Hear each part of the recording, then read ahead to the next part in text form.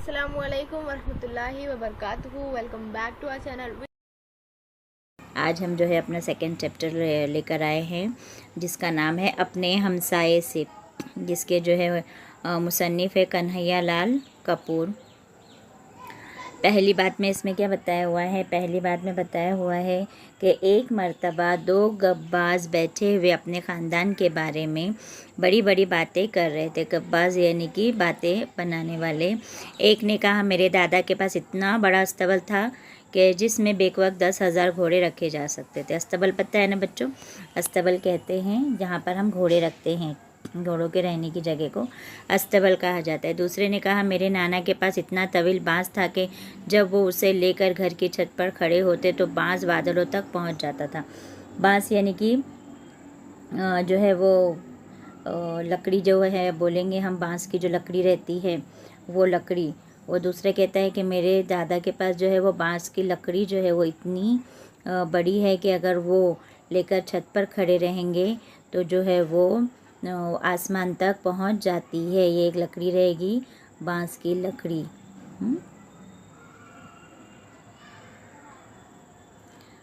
जब चाहते बादलों को हिलाकर बारिश बरसा लेते।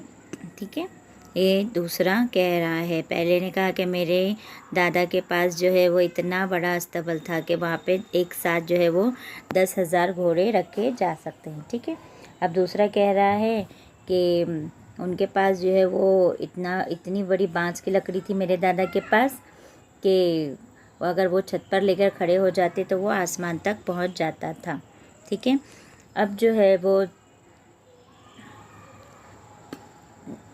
जब वो उसे लेकर घर की छत पर खड़े थे तो बांस बादलों तक पहुंच जाता। जब चाहते बादलों को हिलाकर बारिश बरसा लेते थे। ठीक है, ये कह रहा है वो। इसके बाद जो है वो पहली गप्पी ने पूछा तुम्हारे नाना इतना बड़ा बांस आखिर रखते कहाँ थे? दूसरे गब्बाज ने कहा और कहाँ रखते, तुम्हारे दादा ही के अस्तबल में रख दिया करते थे। यानी कि ये दोनों भी गब्बाज जो है वो एक दूसरे के जो है वो हंसी कर रहे हैं। बाज़ लोग अपनी झूठी शान दिखाने के लिए इसी तरह शेखी भगाते हैं। अक्सर पड़ोसी भी अपने आप को औरों से बेहतर साबित करने के लिए मुबालगा आराई से काम लेते हैं और धोखा देते हैं। कन्हैया लाल कपूर ने झेल के मजमून में इसी समाजी बुराई को तंज का निशाना बनाया हुआ है।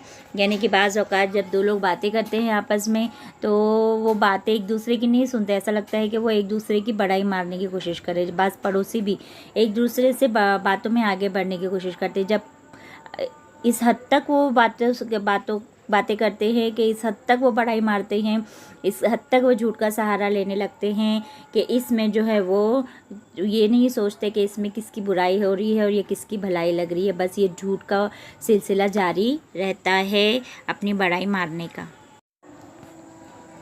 अब चलते हैं जान पहचान की तरफ।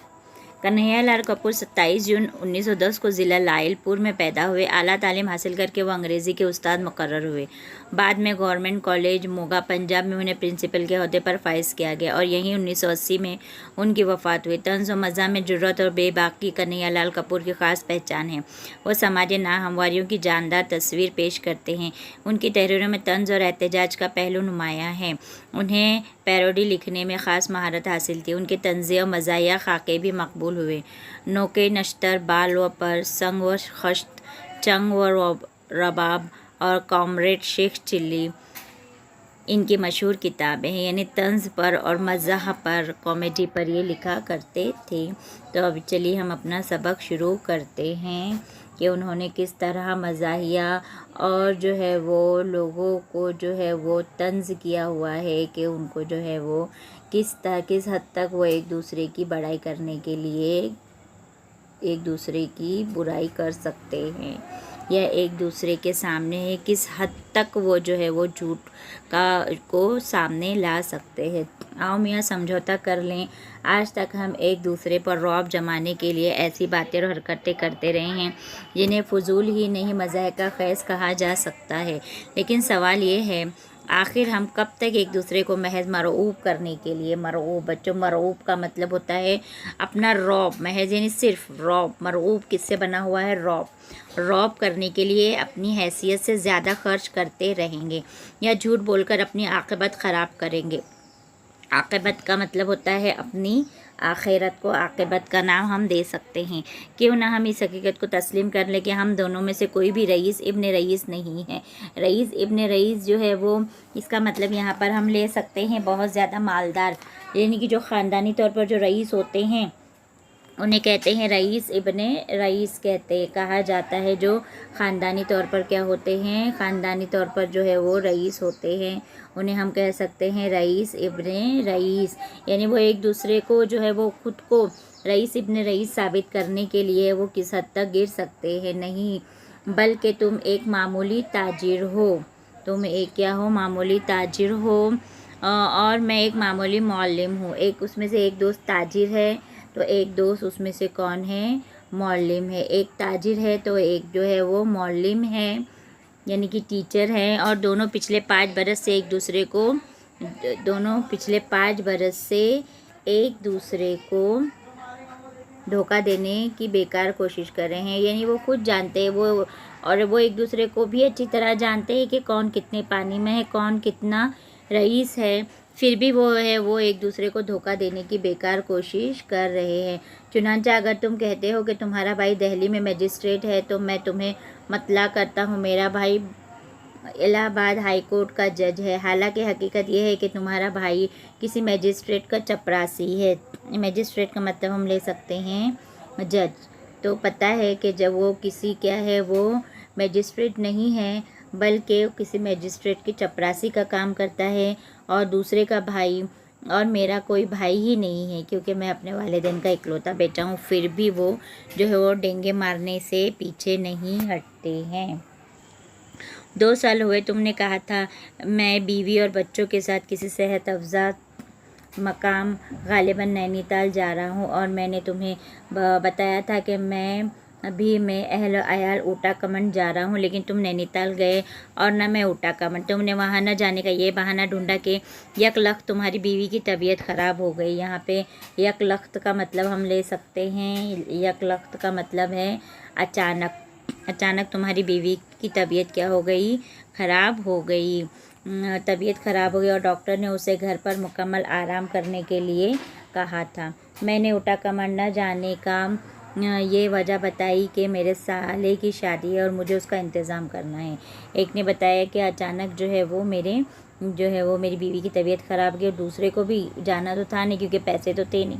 तो जिसको ऊटा कमंड जाना था उसने क्या बहाना बनाया कि उसके साले की क्या है, शादी है और मुझे उसका इंतज़ाम करना है। लुत्फ़ ये है, यानी कि मज़े की बात क्या है, यह है कि मुझे मालूम था कि तुम्हारी बीवी भी भली चंगी है और तुम्हें पता था कि मेरे साले की शादी तो क्या अभी सगाई तक नहीं हुई। यानी कि ये दोनों जो है वो आपस की जो है वो जो इन लोगों ने एक दूसरे के लिए जो झूठ कहा है, अपने बारे में जो भी झूठ कहा है उसको जाहिर कर रहे हैं।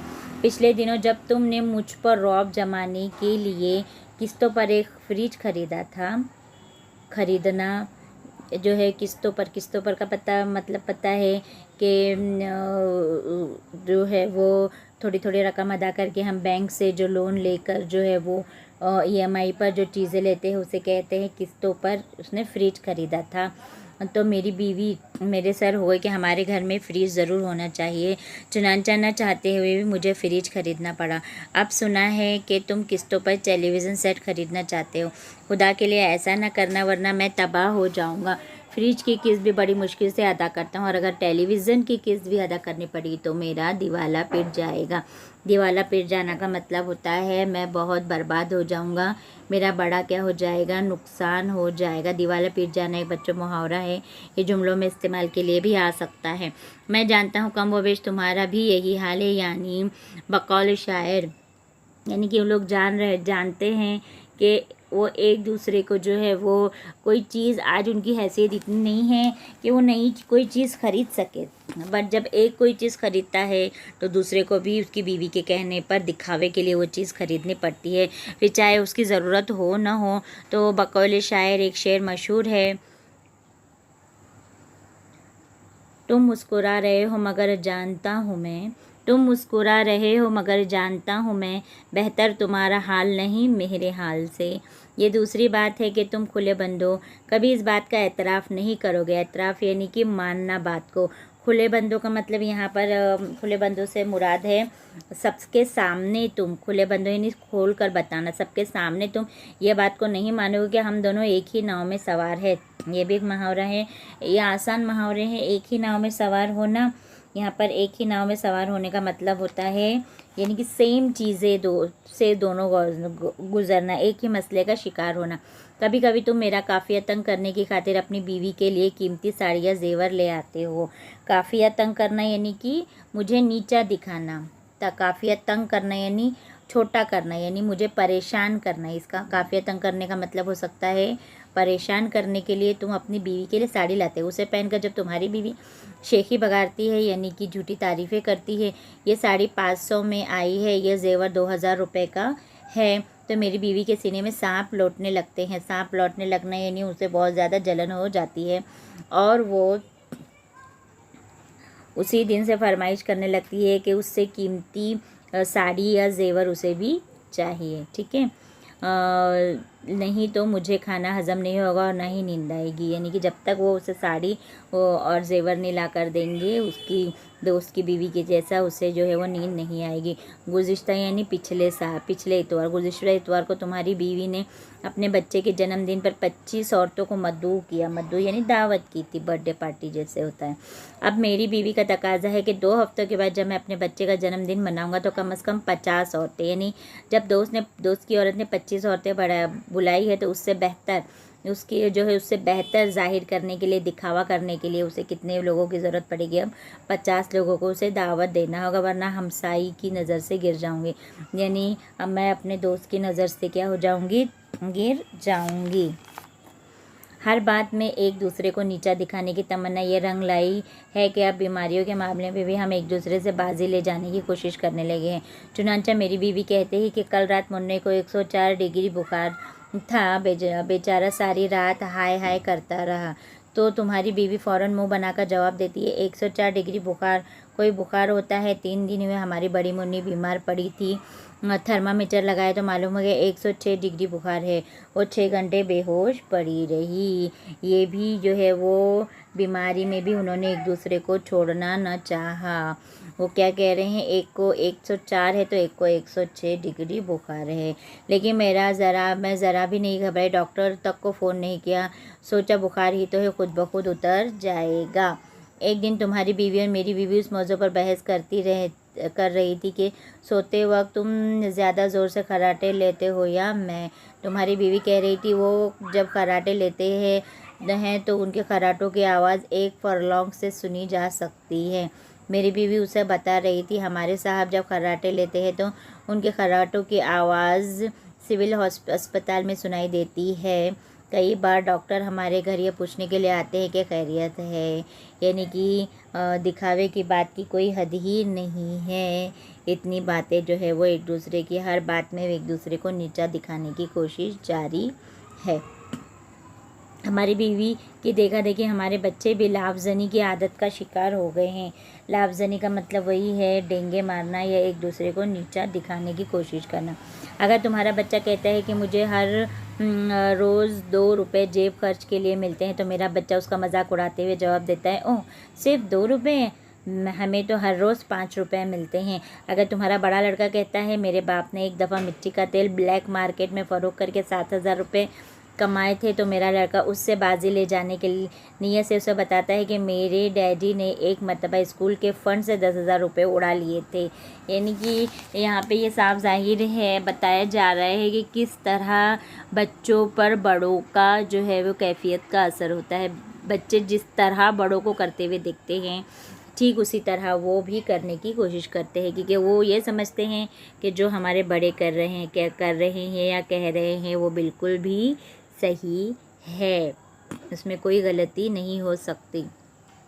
तो सूरत हाल इतनी नाजुक हो गई है कि डर लगता है कि किसी दिन हम दोनों अपने बच्चों या बीवियों के बयानात की बिना पर गिरफ्तार न कर लिए जाए। इसलिए आओ आज से समझौता कर लें कि आइंदा न हम और न हमारी बीवियां और न बच्चे एक दूसरे पर रौब डालने की कोशिश करेंगे, बल्कि बड़ी शराफत के साथ तस्लीम कर लेंगे। हम दोनों मामूली हैसियत के आदमी हैं और अगर हम ये समझते हैं कि हम रईस हैं तो एक दूसरे को नहीं सिर्फ अपने आप को धोखा दे रहे हैं जबकि वो एक दूसरों की हैसियत जानते हैं कि इनमें से रईस कोई भी नहीं है, फिर भी वो जो है वो डेंगे मारना नहीं छोड़ते। इससे बताया जा रहा है, ये समझाया जा रहा है कि किस तरह जो है दो दोस्त जो है वो एक दूसरे की शेखी बघाड़ने के लिए किस हद तक पहुंचते हैं, उनकी बीवियों के दिखावे को पूरा करने के लिए कहां तक पहुंच सकते हैं। और वही नहीं बल्कि उनके बच्चे भी किस तरह से उनकी जो है वह कॉपी करते हैं, हूबहू उनकी तरह ही करने की कोशिश करते हैं, जो कि बिल्कुल बिल्कुल भी गलत चीज़ है। तो यहाँ पर जो है वो मुसन्निफ़ जो है कन्हैया लाल जो है हमको बता रहे हैं कि मज़ाहिया तौर पर एक सबक दे रहे हैं कि हम अल्लाह ताला ने हमको जितना बख्शा है हमको उसी में खुश रहना है और उसका शुक्रिया अदा करना है। हमको जो है वो दुनियावी दिखावे में पड़ना नहीं है। बस ठीक है, हमारे पास इतना है, ठीक है, तुम्हारे पास ज़्यादा है, अल्लाह का करम है, अल्लाह आपको और दे, हमको दुआ करनी चाहिए, न कि झूठ झूठ कहकर जो है वो अपने जो है वो फाइनेंशियल कंडीशन को ऊपर दिखाने के लिए चीज़ें लेना और उन चीज़ों को जो किश्तों में लेना या उनको फेडना, तो वो तो हमें ही करना है ना दिखावे करने के बाद। वो हम कहाँ से करेंगे जबकि उनको पता है कि हमारी हैसियत उतनी नहीं है।